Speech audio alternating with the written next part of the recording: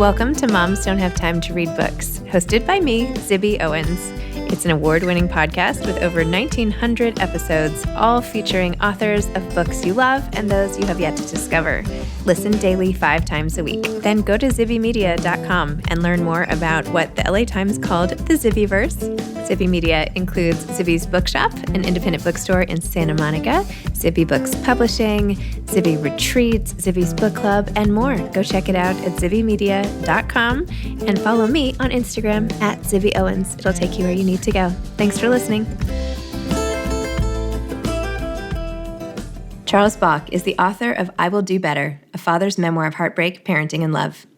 Charles is the New York Times bestselling author of the novels Beautiful Children and Alice and Oliver, and a creative writing professor at New York University. The father of 2 daughters, he lives in New York City. And oh my gosh, I just realized that I read Beautiful Children and we didn't even talk about it. But that's okay, we had so much to discuss. Enjoy. Welcome, Charles. Thank you so much for coming on Moms Don't Have Time to Read Books to discuss I Will Do Better, a father's memoir of heartbreak, parenting, and love. Thank you.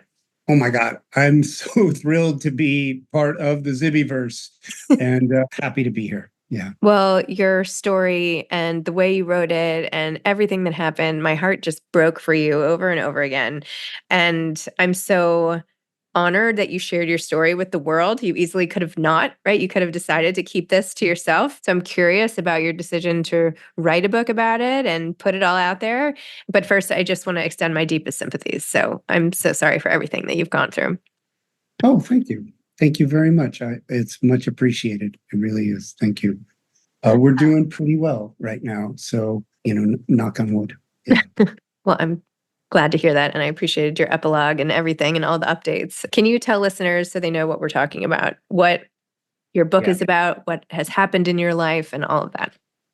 Absolutely. A place to start is I never wanted to be a dad. Chunks of my 20s and 30s were really focused on literary success. I was married. My wife wanted a kid. And my idea of parenting was strap up the baby Bjorn on weekends, use the plural, tell people we are parenting. Great. Lily was 6 months old when her mom was diagnosed with advanced leukemia. And Diana passed 3 days before Lily's 3rd birthday. So I'm 40 whatever years old, alone, grieving, money's running out, and I have this wonderful little girl utterly dependent on me. I Will Do Better is the story of our next 2 years, from their ages 3 to 5.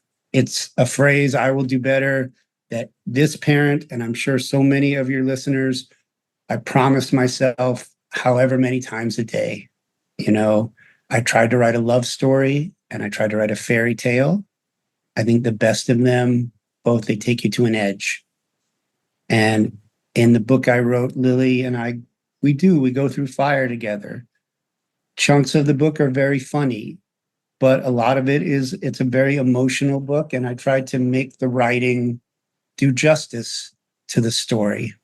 And I think that's a good starting place. Yeah. Yes. To introduce your many fine listeners.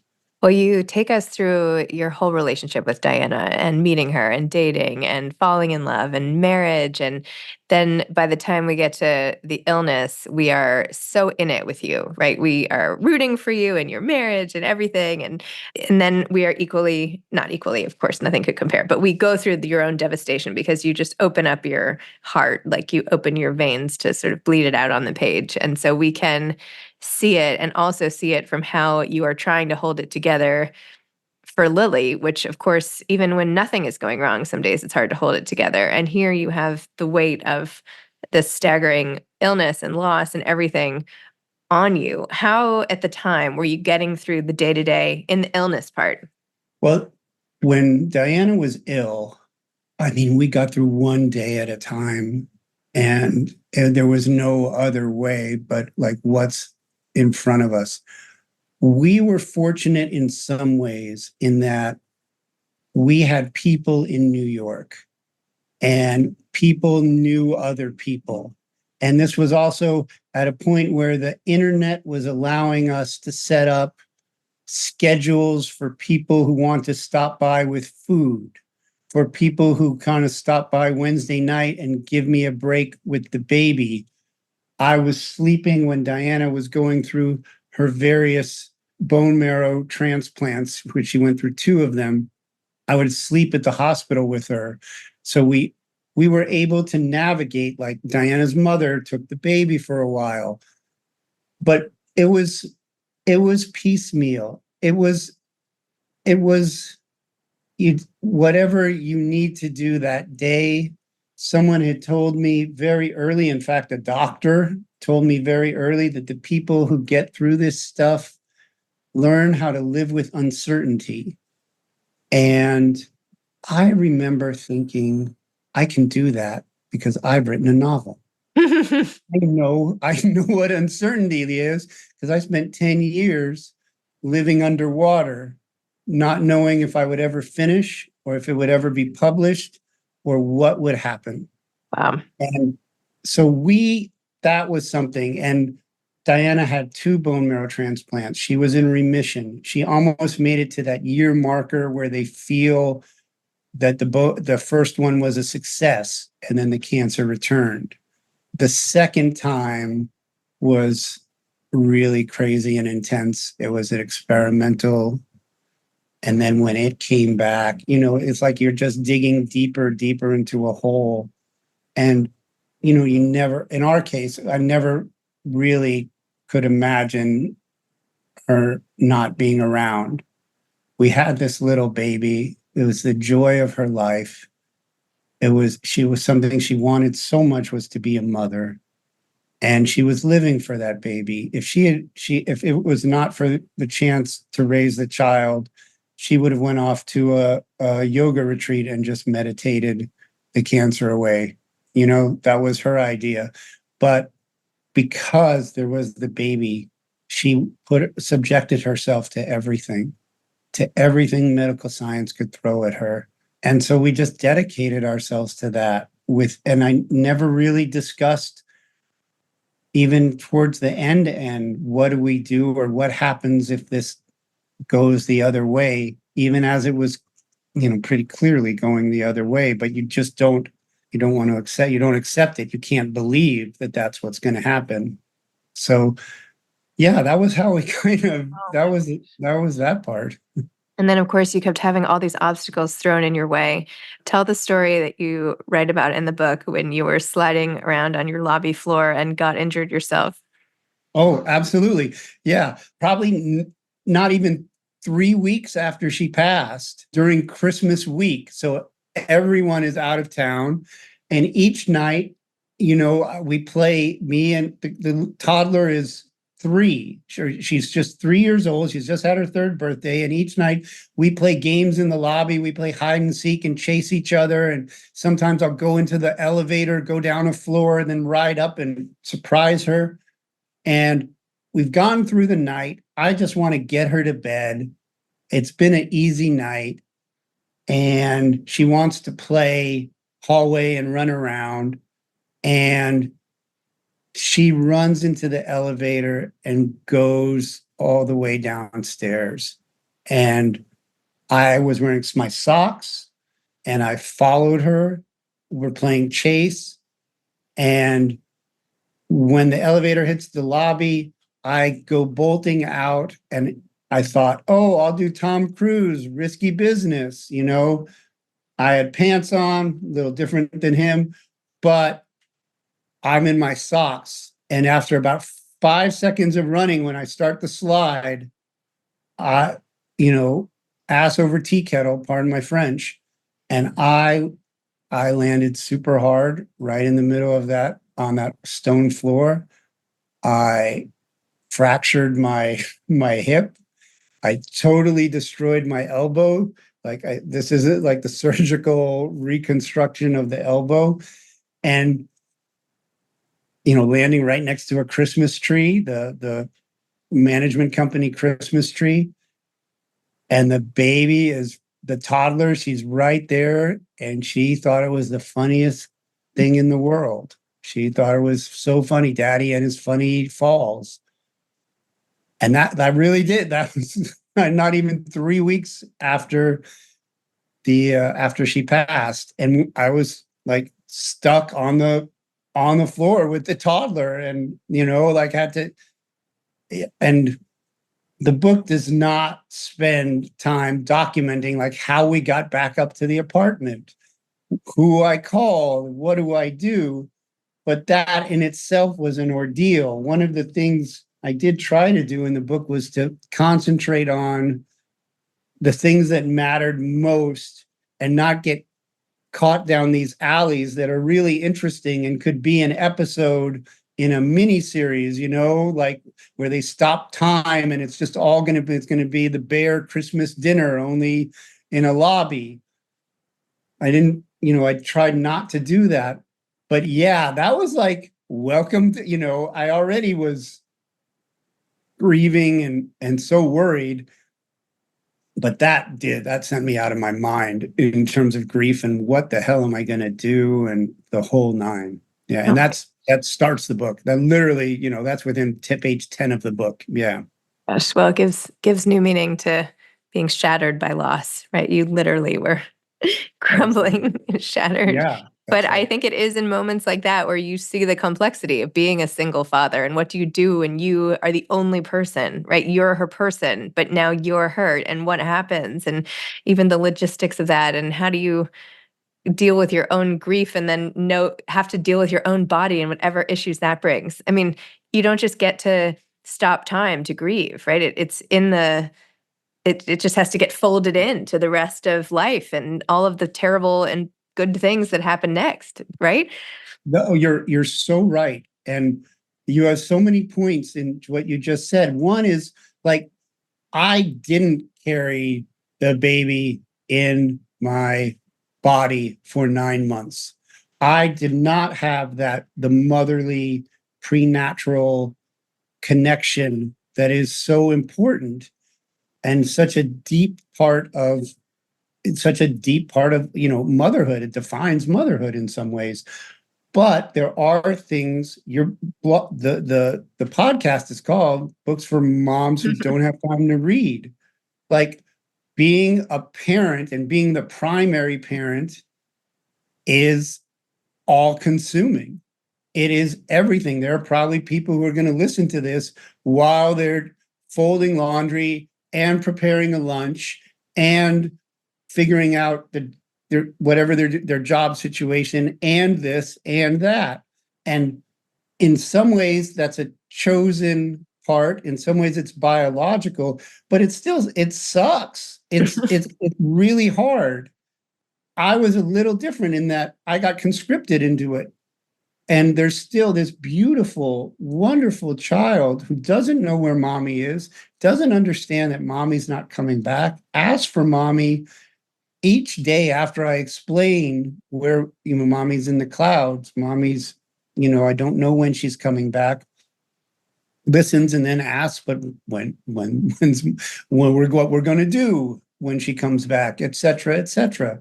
And that is grounding in some ways because, there's a crappy action movie from the 80s where someone says to Arnold Schwarzenegger, I ain't got time to bleed. Well, you don't have time because the child needs what she needs. And I don't know what I would have done, honestly, if I was married and did not have a child. I don't not know how untethered my grief would have been. But in this case, I had to take care of that little girl. And I didn't, that didn't mean I wanted to. It didn't mean I think part of the book is the fact that I'm a flawed, selfish guy taking on the most foreign thing. That's the book. I'm sure there's readers and listeners out there who have a partner they wish was doing more, who thinks they're doing a lot. I was that guy, who makes his reasons and excuses. I was that person. And a big part of this book is learning not just to physically be present, but the emotional truth of having to accept this is the journey and this is a beautiful journey. And even when the child is destroying you and making you nuts, that's kind of beautiful. There's a humor and a beauty to it that you have to embrace. And I tried to write about that. I spent a lot of time trying to figure out that I needed to write about that, and then how to do it, and then how to do it in a way that keeps the pages turning and prescribes to all the things that we really love in a good book. Tell me more about that process and how you did that. And I have to say, I feel like you were quite hard on yourself throughout the book. I mean, your description of yourself as the Oh, selfish dad or whatever. I mean, you detail throughout like your shortcomings and the failures and what you wish you'd accomplished and the sort of comparisons to others and all of that stuff was, I feel like, mixed in and scattered throughout. I was raised in a Jewish household in Las Vegas to two pawnbrokers. So that comes, like being hard on myself is like it's like a daily, minutely occurrence. So that was pretty, that's organic. And I think also it's fear that was a deep fear that I couldn't do it. I think each day I still probably have that, I still wrestle with that of, am I good enough? Am I able to do this? I don't know what I'm doing, and whatever guilt about the fact that I, in some ways, dragged along for the ride, and so that does eat at me, and it comes out. It comes out, but it's very nice of you to say that maybe it's unnecessary, might be so unnecessary, but I think there's probably a lot of parents and a lot of people out there who feel you're not good enough. I myself, it came out in watching the other moms in the courtyard at pre-K pickup, and they always had way better food than my little sad cheese stick, and then picking up seaweed snacks, but then showing up with the wasabi snacks instead of ones that a 3-year-old can eat. I would look at them and just marvel and be jealous. And then also in the book, there's a moment where I overhear them talking, having the same discussions with one another that are running through my head. So hopefully that self-flagellation is something that people will recognize, and as opposed to someone who's, this is crazy, or someone unnecessarily making a mountain out of nothing. I don't think it's ladies who lunch neuroses. Or And go back to the process and even your own writing career prior to the book. What you said earlier, that you knew you could survive anything with uncertainty because you're a novelist. I mean, that's like one of the best quotes ever. like if it involves long term and like planning and not getting reward, and like the calm before the nothing and all that, I can live. I know what that is. Like that's something that is endemical to learning how to write a book, and then moving through these processes. Even I find writers who've been to really excellent MFA programs, they have no idea. You can't know what you're getting into. Mm-mm.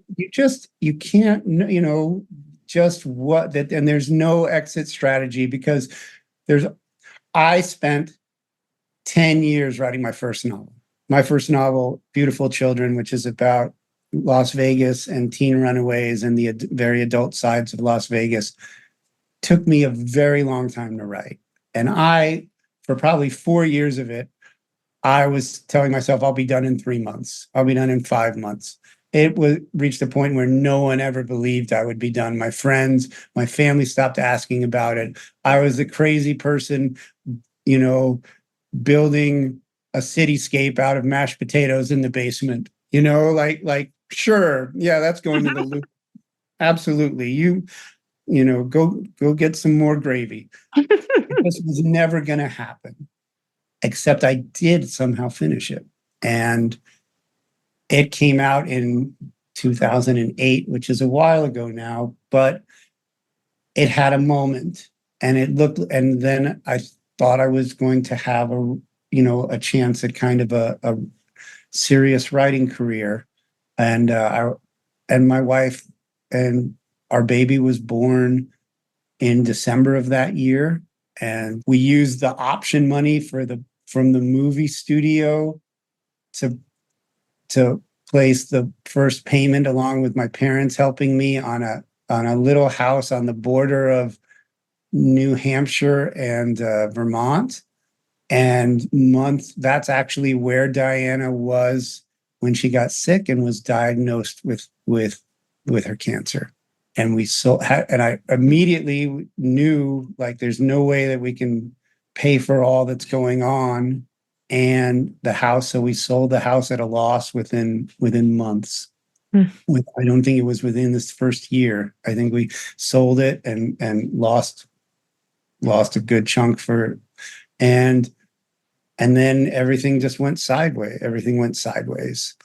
And that was like my lead up to what was going on.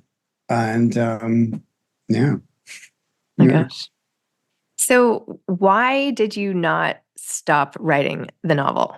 Like, when everybody was doubting you and it was taking forever, what was it that kept calling you back to that story? That's such a good question. That's such a good question, Ziv. There's lots of answers to that. One, I had nothing else going for me. I wasn't going to like go to my career as an advertising executive. I had zero going on. I was like third shift legal proofreader type guy who took jobs so that I didn't have to take any more jobs than necessary so I could write the book. I was convinced that I was going to get it right. And I was convinced, like, that's what it took, that's just how it worked for people, or that's how it was going to work for me. And there's a point where, I did go to grad school for this, and every now and then I would check in with a professor or check in with someone. And I had someone, a wonderful, wonderful teacher, a Ukrainian man named Askold Melnichuk, told me at some point, it's just time. Like, what's another year? If it takes another year, what's another year? And so I was like, yeah, sure, sure. But there were large forces saying that everything suggested I would never finish that book. And I just knew I had to get to the end to see what would happen. That if I stopped, I tell this to writing students, if you stop, what happens, and there was a point where I finished an early draft, and I thought I was done. And I went looking for an agent, and I had saved chits, and I had some friends who had done pretty well, who were going to open doors for me. And I used every card, and it went to the agents. And then with some, it went to a certain point, and it seemed like it was going well, but none of them wanted it. And I had a long talk with a wonderful writer, a woman named Mary Beth Hughes, and she said, this is just the process. This is just what it takes. This is a draft. This isn't finished unless you're done, unless you want to try something else, unless you want to start a new book. And I didn't want to start a new book. So I was like, okay, all right, either I'm done and I have nothing, or I'm going to figure out how to write this book. I'm going to find my way through.